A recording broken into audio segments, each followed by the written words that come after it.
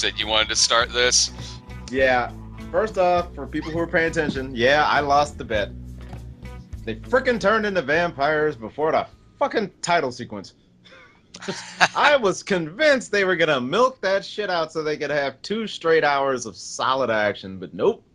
We see vampires, and all our main characters know what vampires are before we even see the new title sequence. By the way, did you notice that? Yeah, because they used the After Dark theme song in the place that it was in the movie when Santanico is doing her show, and then in episodes prior, After Dark was the theme song to the show. So now they blended it into the opening credits, which actually I thought worked pretty well. Yeah, that's one of the few things that did. This this episode, I am no more upset at this than I have been at some of the previous ones. Maybe because, okay, a few days ago, I got that message. You saw this episode before I did. I just got done watching it before I got on the line with you, and I got a message from you like 3 days ago that was just, I watched episode 7 and we are fucking doomed, or something like that. So I'm like, oh, fucking great, and I watched it.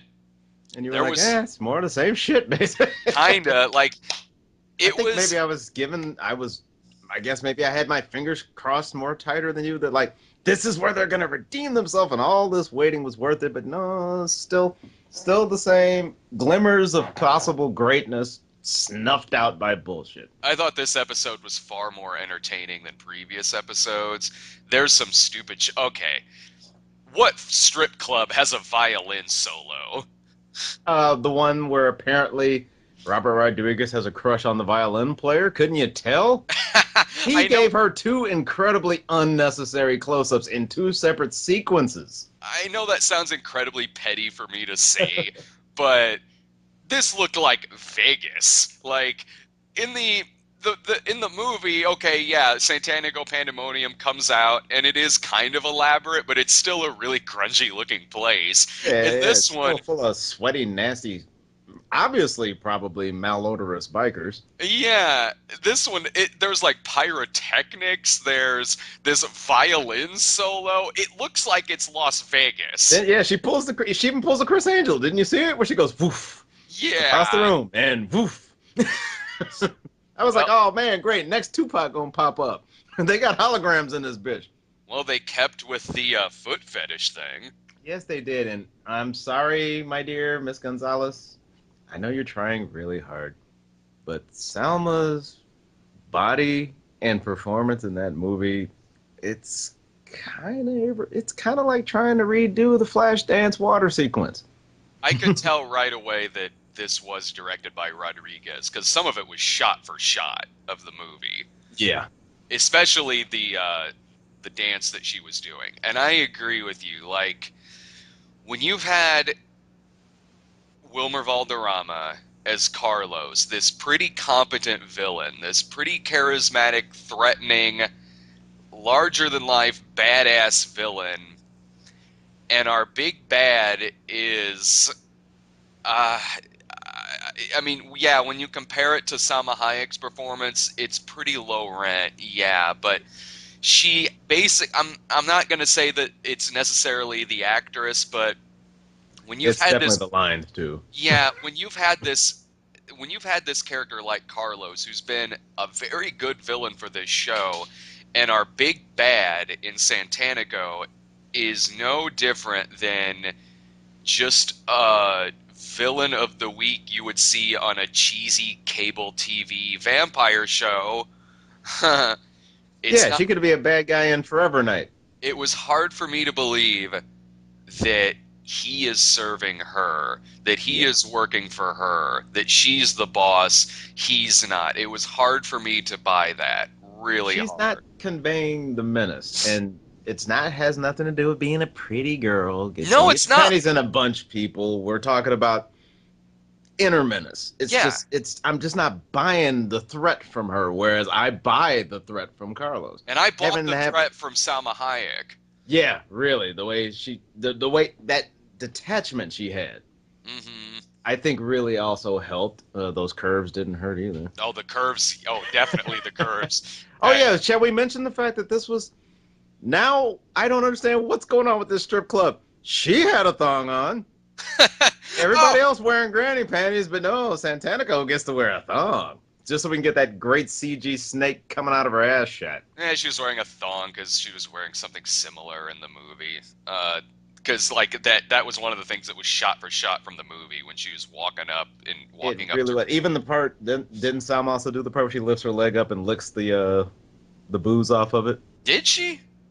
I thought she did because it felt May, thematically similar. uh, maybe I'm not having a total recollection of that, but Also, people had already made comments about this. We know it was two snakes, but we also know it's Rodriguez. The way they shot that, it really did make it look like one snake with two heads. I thought the same thing too. And you can tell in other shots it's not, but just for some bizarre reason, I'm wondering if he liked that and decided to just do it that way. Yeah, I thought that I saw that and was like, huh, that's weird. I didn't I'm think like, much nobody of has a it. problem with this in the audience. I didn't think much of it because I kind of thought it was just me, sort of. But you saying that, I'm like, okay, yeah, I thought the same fucking thing. And I'm still trying to figure out just how much was real Snake, because they cut away. Also, this episode really suffers from caffeinated Rodriguez editing. There are certain flash cut moments, strobe moments, and he doesn't let the camera linger on stuff for long. There are sequences in this episode that would have been totally fine because really the action in the movie is much like or I'm sorry, the action The in the show. show is is a little like the action from the movie. The vampires look similar. They might be a little more reptilian here, but more or less they're pretty Yeah, they're similar. pretty much the same. Yeah, they're pretty much the same as what they are in the movie. The action is shot very similar. It's just okay. I know that sometimes the movie had some cheesy special effects, Oh yeah. but not. But this was oh, this was like Oh, oh, you're heading towards what I want to talk about too. yeah, like heads getting cut off and just geysers of the most cartoonish CGI Yeah, blood. the most unrealistic fucking CGI blood. It almost looks like they used a plug-in that they bought off the shelf to do some of these blood shots. And then you have other sequences where people's organs are hanging out and it looks good. There are Yeah, it's practical. It's still a mix. I it could definitely tell that. yeah, it's a mix, and yeah, the movie did stuff like that too, but the movie also didn't have entire like about a half hour's worth of lingering shots of the most cartoonish post-production blood just flowing out of these goddamn people. It would if you need to visualize what I'm talking about for those listening, just imagine if in Kill Bill, if when Oren Ishii cuts dude's head off, that same shot, just imagine that that was just CGI blood flying everywhere. That's a perfect example, and I think actually that might explain why they did it. I'm sure it was a pure practical business decision, which is he probably remembers all the times on the set of Dust Till Dawn when a blood geyser might fuck up or the blood shot on an actress and now the continuity's not going to match. So he went, yeah, we'll do all that in post. So let's make it look shitty. Okay?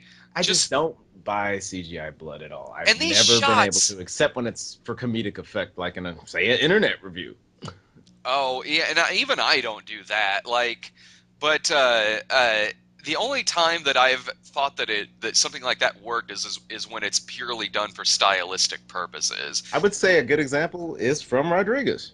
Planet Terror, the infamous entering the hospital scene where he Uh-huh. does that dip back where the guy is spouting blood on him. That would have been damn near impossible to shoot practically Oh, if because it's it's that long ass shot to begin with, and then he's also got to aim the blood because if the blood touches the character, you know the character's infected. well, That's just asking for so many variables. a better Rodriguez example would be Sin City, completely done Good, for yeah. stylistic purposes.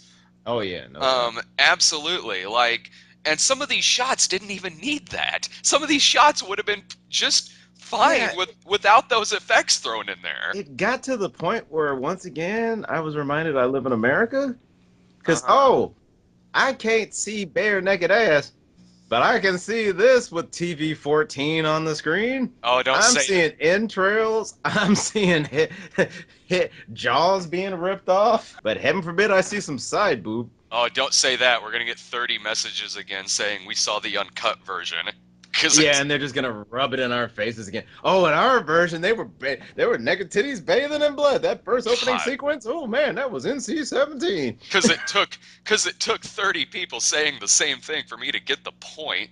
Like, and plus we said in the episode that we knew there was an uncut version. We Yeah, just I mean, he's a smart businessman. He knew to have an uncensored version of this is just going to be more revenue down the end. I can't be mad at him for making that kind of decision. the only thing that pisses me off about that is that it's just, well, okay, I don't know if when you saw it on the El Rey network, because I watched it online, I don't know if you watched it on the El Rey network. Yeah, I don't, but I've got Alex doing that for me now.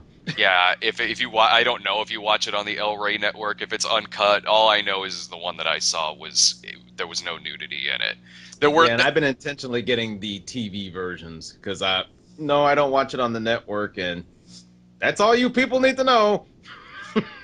there were a couple of things. There were some things about it that I thought was fine. I thought that Santanico's narration at the beginning was edited pretty well. I thought she was a better narrator than when she was on screen delivering lines.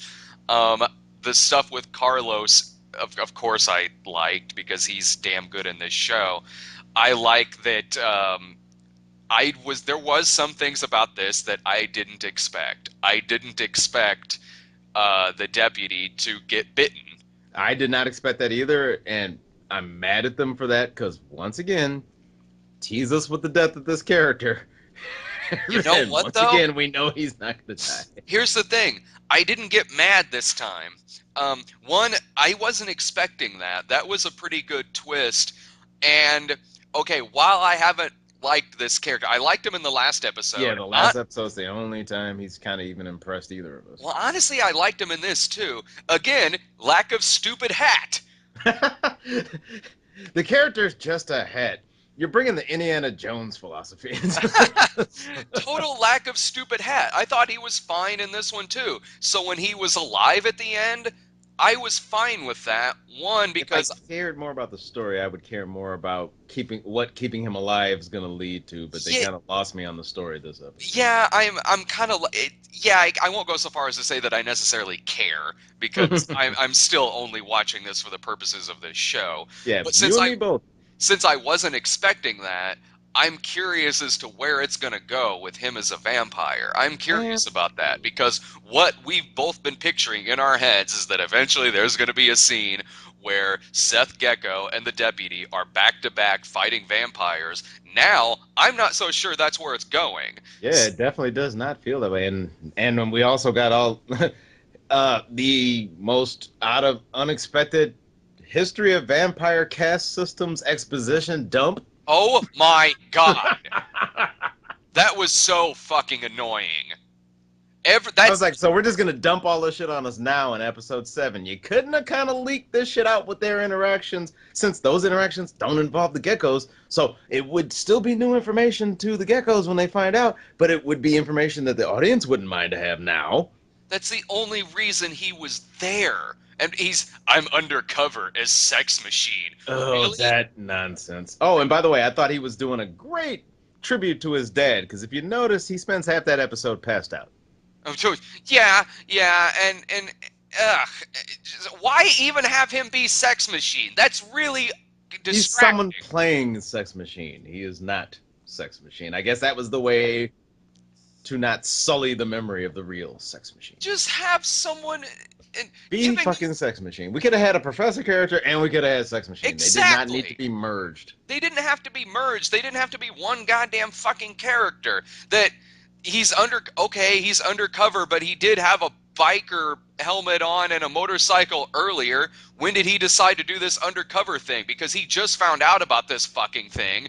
It established that he's already kind of, I mean, at least he wears a leather jacket and rides a motorcycle, but in this, and that fucking cock gun, seriously. Yeah, they just totally that is just, in the universe they've created for this show, It's that doesn't fit. it's in his entire universe. In fucking Machete Kills, that thing comes out, and again, they're just shooting people by thrusting their hips. In From Which, of Dusk course, Till you know, Dawn, logistically, you think about it and you go, well, so if you sneeze, you accidentally shoot your friend. yeah, in the movie From Dusk Till Dawn, yeah, Sex Machine has it. The one guy comes up to threaten him. He shows it.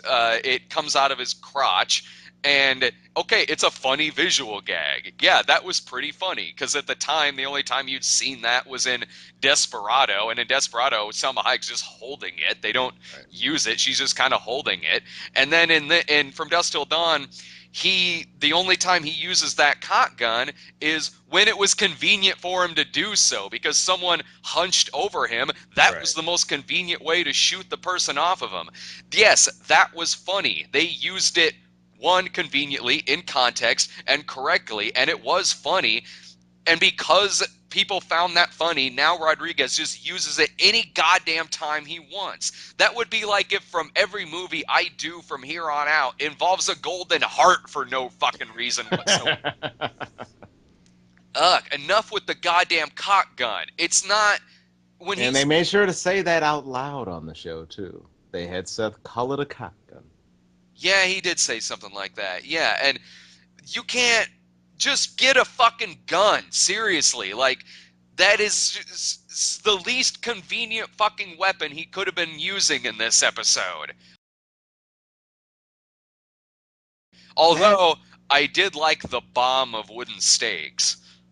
I did like that, too. I thought that was rather inspired. Yeah, that I quite enjoyed. I like, and that and Plan B. To me, that felt like more of what we were supposed to be getting. Where Yeah, they said Plan B and they already had the pre-sharpened chairs. the pre-sharpened chairs. Yeah, that was cool. Even though there's no rhyme or reason really to what kills these things in this. Okay, Yeah, I've noticed that too. We're not supposed to really pay too close attention to what exactly is killing some of them because it seems like some of them die from bullets and some of them die from being staked in the heart. yeah, some of them, like when Santanico gets shot with the bullet, she's acting like she's in pain, even though she's that powerful. She really shouldn't be because some of the other vampires aren't acting like they're in pain from being shot. And okay, wooden stakes to the heart, yeah, that kills them. Crucifixes don't, but that's already been established. Sunlight doesn't, that's already been established. But apparently, chainsaw can kill them. Decapit Yeah. Decapitation can kill them, apparently. There's no rhyme or reason to it. Just whatever's the most convenient way for them to die in the scene, they will fucking die, and then they'll turn into that stupid cloud of fucking dust.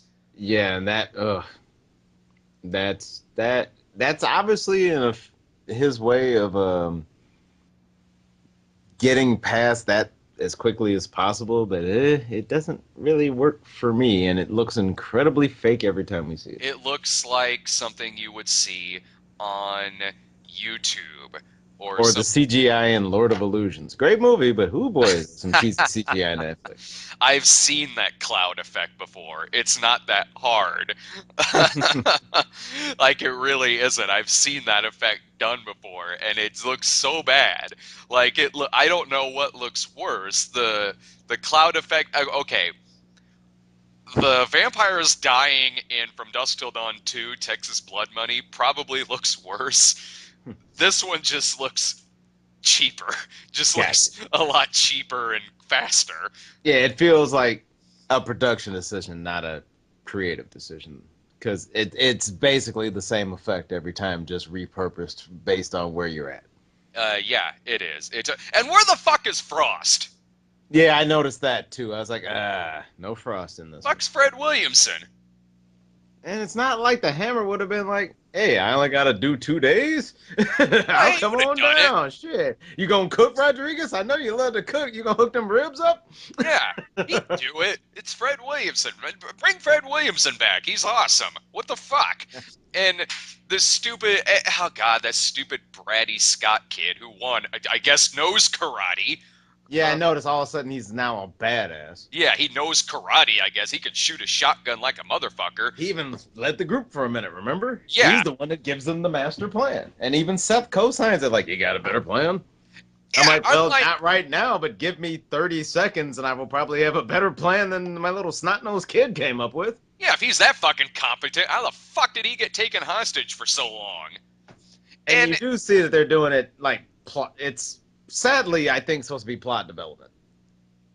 It's oh him dealing with the rage of his dead mom. So now suddenly he's becoming. Remember how Jacob pulls him to the side? There's a difference between defending yourself and extreme violence or something to that effect. yeah, he's got rage for his mom, so that means so now he knows karate. Yeah, there you go. What the Yep. fuck? Hey, I mean, didn't you see those sequences from Bambi? Well, which when Bambi went after the hunters and the film slowed down to bullet time and oh no, Bambi did the scissor kicks. that's the Saturday Night Live Bambi cartoon sketch Oh that snap! I ain't seen nothing. Robert Smigel did, and also like that kid is so annoying because he was being a smartass to Jake Busey. Jake Busey called him a little bastard, and then Robert Patrick goes, "What did you call him?" I'm like, "Your fucking son was being a smartass. Shut the fuck up." And also, you're surrounded by vampires. Maybe keep an eye on the bigger picture right now. It got weird how like the bar is like a juicer for like elite vampires who are Yeah, and of course, first thing that goes through my mind is, so they like bits of clothes and cell phones and shit mixed in with with their blood, because that's gonna happen. that got weird. Like I mean I was kind of glad that was done with pretty fast, especially to see Carlos get badass against that dude who was gonna make him lick his boots because Yeah, because I was really worried about that sequence because I was like, please, no, don't neuter this character. He's our saving grace at this moment. I was thinking the same thing. I was like, please don't fucking do We're this. probably not getting any more Don Johnson flashbacks, so it's all on Wilmer now. Yeah, I'm like, please don't emasculate this character, please. But then they cut to inside his coat, and you were like, oh, okay. I see Oh, where his head's at. I was waiting for that. Yeah, I was like, all right, this could go somewhere interesting. And yeah, when he chained up the guy at the end, that was pretty cool. Now, also, are you noticing that for all of this being supposedly based off a Grindhouse-esque flick that's supposed to be just balls to the wall action and fun, Uh-huh. this episode was one step away from Dynasty with interpersonal interactions and confrontations. Yeah? What the From the daughter dealing with Scott to the geckos bickering with each other Uh-huh. in a sequence that I felt went way too long, although I'll give the actors credit. They sold it. I didn't like what they were saying, but they sold it, especially the Richie character. Yeah, I mean, that got into, guys, seriously, time and place. Yeah, right now we need to be worrying about something else like being alive for more than 15 more minutes. We can discuss this shit later. And also the line, like, that cheesy line where it's like, okay, I get it, you're trying to write like Tarantino, which was like, Fredo betrayed Michael, not Sonny. Yeah. Like, okay, that was clumsy. Almost I mean, I like. say hello to my little friend before I shoot my cock gun. I mean, not say hello. My bad. He said the Warriors line. Yeah, he's saying the Warriors. Sorry, Jake. No. That was a little fucking much. Like, what is with this fucking character? One minute more dignity when you were holding up that vial of your ball in Tomcats than that. Yeah. Sequence. Yeah, 1 minute he's Professor Monroe. Professor Exposition. Yeah, 1 minute he's Professor Monroe from the opening of Cannibal Holocaust. The next minute he's riding off as a biker, and then the next he's Sex Machine. Make up your mind on this fucking character. No offense, buddy. There's only one guy who can pull up that many diverse careers, and we all know his name is Buckaroo Banzai. Damn fucking right. He's seriously just there to provide exposition. Like, he really is. I mean, they take him out of the action in both action sequences. He gets knocked out in both action sequences in a 50-minute period. Yeah, if he knew this much about this fucking bar, what these people are, what these people do, why would he fucking go there? Perverse curiosity supposedly is what I'm supposed to be gathering because of the way he always keeps delivering the info with that kind of glee. Uh-huh. But there's not enough character there for me to buy it. He's literally just there to provide backstory. And when it's him talking about it with kind of glee like that, it felt less to me like that's what this character is like, and more that's just Jake Busey's acting style. Yeah, I was thinking the same thing too. I don't know if it was written that way. I did think, I will say this, I thought it had a pretty good cliffhanger at the end of it. That yes, I have to admit I did not see that coming. I Spoiler alert. If you're not watching the show, you don't give a shit. But if you are watching the show, this would be the point to pause till you watch it. uh-huh. The cliffhanger I thought was good. I granted this is something I knew that they were not going to kill off Richie as quickly as they did Oh, in the movie. I knew that was not going to happen. And I'm fine with that. In the movie, yeah, I mean, especially since we like this Richie, so we I want to see more of him. yeah, in the movie it made total sense why he would be killed off where he was. In the show, where they've put a lot of backstory in on this, a lot of linkage with the bar, it would not have made sense if he was just killed like he was in the movie. At the end of this, what I do like that the deputy just wants him dead. Like Yeah, he yeah, is he's just just giving up. He's like, "Fuck my family's. I mean, my family. I'm never gonna see them again.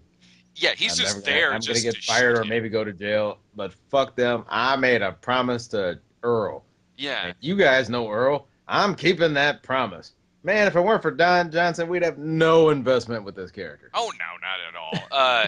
He's just there just to point blank shoot him and kill him. And And at that's the what he did. He just yeah, literally came up out of nowhere and just went blam. yeah, fuck the vampires. I am fucking killing this guy. You know? I had And to give him okay. props for that. That really did come unexpectedly. Yeah, yeah. Like, okay, this guy wants vengeance so bad that vampires are not going to stop him. And so Yeah, he's like, that sounds like one of them old taglines on a poster. yeah. His revenge was so deep, not even the monsters of hell could hold him back. Uh-huh. Yeah, yeah. And he just comes out and shoots Richie. So I was like, "Oh, is he dead?" And then Santanico is dragging Richie away. The gate closes and it ends there. That's a pretty good cliffhanger. Yeah, I literally have no idea where it's coming, and I always make sure if there are previews for next week, I just stop it there so I don't see it. I'm like that too. I don't watch previews for next episodes either. I do for shit I don't like, and I also for shit I don't do because I have to. I But in also this case, I kind of like not knowing. Yeah, I am totally like that. I don't watch previews for upcoming episodes. I also don't watch previously on parts either because sometimes the previously on parts can really kind of give away stuff that's Yeah, coming. what's coming? Like, say it's a character you haven't seen on the show for months, and they show a random clip of them. Now, there's only one show I will say that I did watch those just because they were just so they did it their way, Mhm. which would be Homicide: Life on the Street. Previously on Oh, Homicide. okay, Because yeah. you would actually get excited because if they showed a clip of Luther Mahoney, you were like, "Oh shit, Luther's on this episode." I remember I would this was I watched Battles to the Sci-Fi Channel Battlestar Galactica, and after the opening credit sequence, it would give you all those flashes of what was coming up in the episode you were about to watch. I hated that. Like I would just if I was watching it with somebody who just kept it playing, like I would just avert my eyes from it. Right. Because Um, you're like, "Oh fuck, spoilers." yeah, I don't want to know what's coming up in Thanks, the Aaron episode. Soon. That was for you Doctor Who fans out there. Yeah, yeah. Like I don't want to know what's coming up in the episode. God damn it! And in this, And you could tell that was almost like the creators going, "You're about to see this." yeah, it's like, oh god damn it, quit doing that. This I will say this about this episode. In each episode, I've pretty much known where, or I've had a good idea at least of where it was going. Largely because yes, it is a remake of the movie. Right. So yeah, you know certain things that are going to happen.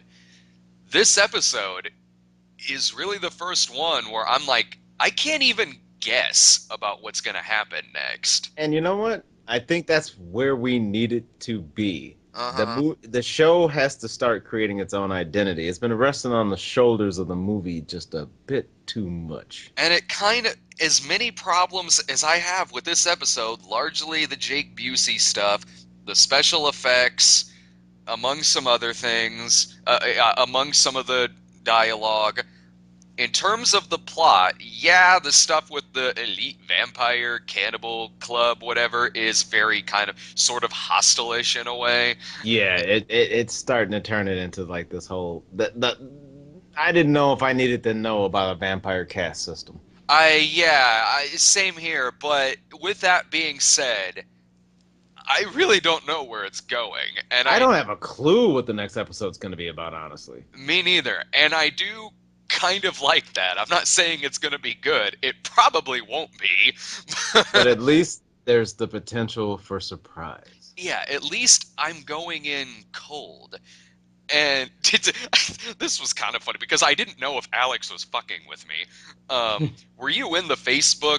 Oh, the chat where he was talking about watching the episodes? Yeah, he was talking about watching the episodes, and he said something like, "This doesn't make sense because if if this is happening before the movie, why do they have modern technology?" I was wondering the same thing. I thought he might be trolling us. I'm like, "Are you fucking You with saw how us?" I put it. I was like, I think it's a reboot, buddy. Yeah, I'm like, it's a remake, dude. What the fuck? I didn't know if he was being but Alex serious. is drier than a fucking shaken not stirred Bond martini, so you never really know for sure with him. I was like, and then he was like, "Oh, okay, so it's a remake and reboot," and I'm like, "What the fuck? Are you like seriously, dude? Are you doing a Josh impression right now? Because it's pretty good." Cell phones in the movie, 0 stars. Bah. Like, what the fuck? It takes place in the present. It's a remake. Usually remakes aren't in canon with the original source material. Yeah, it kind of that tends to happen. If unless I'm mistaken, there's computers in the remake of The Fugitive. Oh, 0 stars. What the fuck? This is happening to the same guy again? Jesus, he should know what to do because of the events of the TV show. If you're listening, Alex, I'm sorry. I apologize. I'm just fucking with you. Oh, he'll be all right. Man up, Jowski. Go look at some panties. I didn't know if he was trolling me, if he was drunk, or if Josh hacked his Facebook, because that is the kind of stupid, petty shit you would say. I do think, honestly, he probably thought, knowing their love of the retro, that Rodriguez probably would have loved if he could have said it in 1992. But for plot reasons, we had to have cell phones because there would have been no interaction with Carlos without them. So he had to have it in present day. We wouldn't have gotten Wooden Steak Bomb. That too. And I love the fact that it's those same pick up at a gas station phones that was like the major plot point in The Wire. Oh right, yeah. Because those things are like those are like from 2003. One, I did like the action, but some of the glee was missing. This felt more like a job, whereas you could tell he was having his dream job when he made the movie, and the movie, like the way he shot it, it shows. Yeah. I mean, I wasn't mad at it. I know it's a TV budget, TV stuff, man. There's certain things you got to change. I did give them props for a lot of wire work in this episode. Yeah, there was a lot of and that. Those chicks didn't have no clothes on, so that was a hell of a lot of digital trickery to make those wires go away. So kudos to that. Yeah, there was a lot of that. And K&B earned their paycheck on this one because there's a shitload of prosthetic makeup. Yeah, that stuff looked good. The wire work looked good. It looked like it did in the movie. Like when George Clooney got punched all the way across the bar.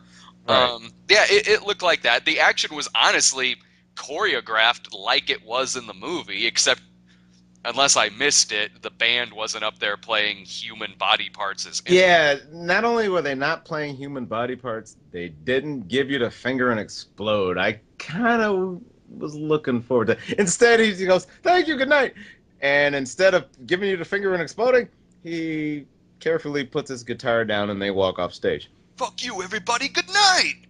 And that was so bizarre. I love that. That was such a perfect non sequitur. And then they cut back to just the giant guitar naked body man. dropping down in slow motion.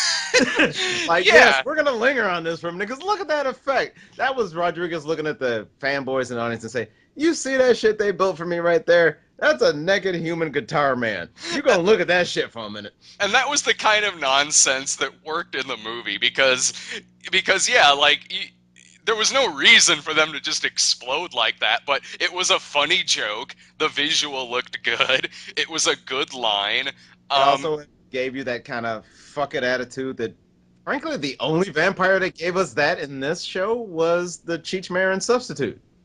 Was that kind of glee of being a vampire. The rest of them seem like they're just killing because that's what they're supposed to do. Whereas he seemed to be having fun with it. yeah, and the Razor Charlie vampire looked like fucking Wishmaster. Yeah, I was looking at that and I was thinking back to either like my old Star Wars figures, like if I had two hammerheads and I put them side by side, Yeah. or like some of that old school shit that you would see in like those really low budget movies where you can tell they spent all the money on this one costume. So gonna look at it. I'm not looking at you, Rick Baker and Octoman. So god damn it, we're gonna fucking use it. But for the most part, yeah, I'm kind of. It really bugged me because I saw so much potential, and I just felt like it just didn't go in the right directions. Uh-huh. But by the same token, they have now opened a door where I'm kind of curious to see what's going to happen next. I didn't say I'm expect just like you said, I don't expect it to be good, but I am actually kind of curious to see where the story's going to go now because now kind of all bets are off compared to the movie. Yeah, and that's pretty much my final thought on it too. I was expecting a lot worse from this episode. I found it relatively entertaining despite all the problems that I had with it. And I guess I'm not I probably had as many problems with this episode as I did with previous ones. Just this one I thought was just slightly more entertaining in some of the action that it was doing. And yeah, like I said, I kind of like Jake Busey just going into the bar knowing that shit might be really really bad. I guess that's kind of like me right now. I'm I'm like I have a feeling it's probably not going to be great. You know, bad things are probably going to happen if I watch this, but fuck, I guess curiosity's got the best of me because this is the first time on this show where I just can't predict what's going to happen next. Yeah, and me too. Now I will say this: somebody in the chat made a great. I mean, in the comments made a great point. Mhm. When this is all done, if somebody made a fan edit that's only like 4 hours long, this would actually probably be pretty enjoyable. I would be curious to see that if they took this show and edited it to where it's basically just the scenes from the movie, you know, that would Because be you'll have the movie just much slower. yeah, that would be interesting. I would be if anyone out there does that, send it to us. I would be hell. I will. We will get together again and Yeah, review it. I really would. If anybody wants to take on that endeavor, I would definitely want to watch it, Uh and I huh. bet you it'd be an interesting experience because if you trim the fat, I think our biggest problems with the show has been the fat. Well, from dusk till dawn, it works as a hour and 40-minute movie. It's a B movie. Right. It's a total love letter to B movies. It's a great B movie. It's one of the best ones of the 90s. It's one of the best ones I've seen in the past 20 years. It really is one of my it really is I would top 50 action movies. It's in there for me. I am a Yeah, I mean, it diehard. just brings so much to it. I mean, it's got your crime drama elements, a la Pulp Fiction, Yeah, and then it goes basically into a combination of Assault on Precinct 13 Night meets of the Living Demons. Dead. Yeah. Because All to of me, that. it reminds me a lot of Demons. The whole concept of we don't know what the fuck's going on. We're trapped in this central location. Anybody can become one of these things, and we just have to figure out how to Oh survive. yeah, Demons, Night of the Living Dead, Vamp, Assault on Precinct 13. Yeah, totally. It's a great example of that kind of movie, of that kind of ambush movie. Hell, we can almost bring it up to today. Dread. Yeah, dude. Yeah, Central location, constantly being attacked. How do you survive? yeah. I totally agree with that. That to make 10 hours out of that, you have to put in a lot of filler. Of course, I understand that. I get that. You have to put in a lot of that stuff that, unfortunately, when you see this stretched out to 10 hours, it feels unnecessary. Yeah, and it's kind of like it's unfortunately its very reason for being is the biggest problem we have with it. Yeah, that and I'm largely curious what I would think of this had I not seen the movie, but of course I wouldn't be comparing it to the movie as much, but I would probably feel largely the same Yeah, about I the mean story. it's a valiant effort. It's just the the core idea was not designed to sustain this this minute attention. It Hmm. really just was not designed to be something this long. Part of No, the greatest appeal of From Dusk Till Dawn is the fact that it's so compressed and there's so much going on that its running time works to its advantage. Whereas absolutely. by stretching that shit out, it's the equivalent of like there used to be this shit called chopped and screwed in the hip hop community where they would take popular songs and change the tempos to half the tempo. Uh-huh. And it was real popular for a minute. And every time I heard it, I just went, "You're just dragging out what I liked about it and making it just different enough that I'm not liking it as much. I just basically want to go listen to the original." Yeah. Although at least we got away from the Fuller family drama for a little That while was there. nice. That was nice. As we've said, folks, we're gonna tough it out to the end. Oh yeah. Only a few more left. If only a few more episodes left. Hell, I since I was at the con last week, hell, we'll probably be getting together here in a few days to do the other one. Yeah, I was about to say it's about to happen again, isn't it? Yeah. Thank goodness that apparently I was wrong. I thought we were going to be doing it earlier, and then I was, oh, the episode hasn't aired yet. My bad. Uh-huh. You're right. Yeah. Where do But we? you Where can do find me at I already know where you were going. we? I'm a scanner. Nice. You can find me at geekjuicemedia.com with a bunch of crazy motherfuckers. You can find me by myself being much more subtle and sexy at mrxonline.com. And Brad can be found everywhere else. Yeah, I can be found at like four or five different places. You can find me at thecinemasnob.com, that guy with the glasses.com, Blip TV, League of Super Critics over on YouTube, probably a few other things that I that He's I like, don't probably know some about. things even I don't know about. Yeah, we'll see you next time. We'll see you next time, folks.